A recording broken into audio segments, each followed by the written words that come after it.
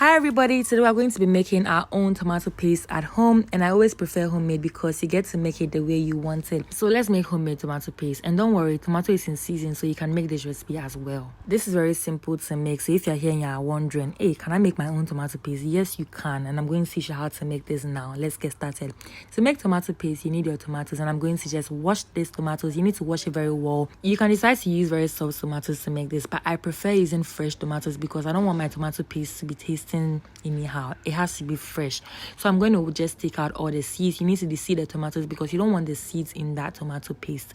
Now I'm just going to transfer this into your bowl. Make sure everything is neat, and then we get to the main point. We're going to start cooking this.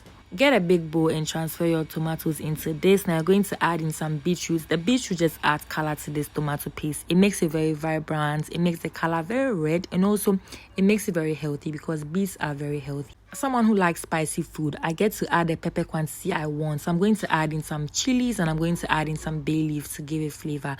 Now add a little bit of water to this, cover and let it cook. Now you're going to cook this till it becomes very soft because you want to blend it without any water. So it must be very soft before you start blending. Now check on it, and you can see how soft it has become. And one thing about tomatoes, it doesn't keep long to become soft, so you're not going to cook it for too long. Okay, now you're going to strain the water out of it, or you can sieve it because you just want the tomatoes or the tomato mix content to blend. You don't want to blend it with the water. Okay, so all you do is transfer this into your blender and blend, and once you're done blending, you're going to transfer this back into your saucepan. All you're going to do now is cook it so the liquid evaporates from it. Now here's the trick: you want to make sure you cook it on low heat so that it doesn't burn, because when it burns you lose a lot of the tomato paste. So if possible, use a non-stick pan because non-stick can help you prevent burns, and you want to make sure you keep stirring this from time to time so that it doesn't stick in the pan. Okay, that's an easy way to do this. You can also transfer this into your oven if you don't want to go through this, just that the oven method takes a long time for the liquid to evaporate, so I prefer this method. Now all you're going to do is keep stirring it so the liquid evaporates, and you get your tomato paste from this. Okay,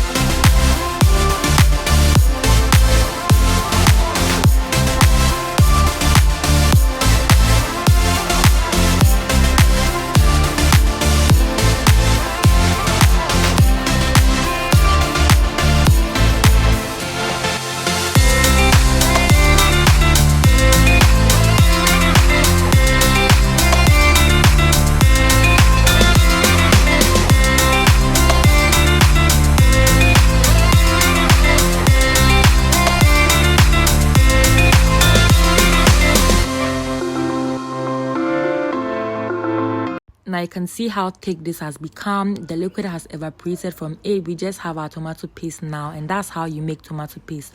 If you don't want to add the beetroot, the pepper, the bay leaf, that's fine. You can make it the way you want it.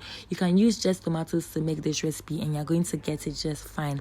Just that the beetroot just makes it very vibrant. You can use this for jollof, and it will taste so good. It will make it very red. Okay, so you can do this method, or you can do it the way you want it. I hope you guys try this recipe. Please start making your own homemade tomato paste. Homemade is always the best, and let me know how it goes when you try it. Subscribe to my channel for more videos like this, and see you in my next video. Bye. Before I leave, please make sure you store this in your freezer. If you want to use it, you can just take it, defrost it, and use it, or you can put it in your fridge if you don't want it to be too hard.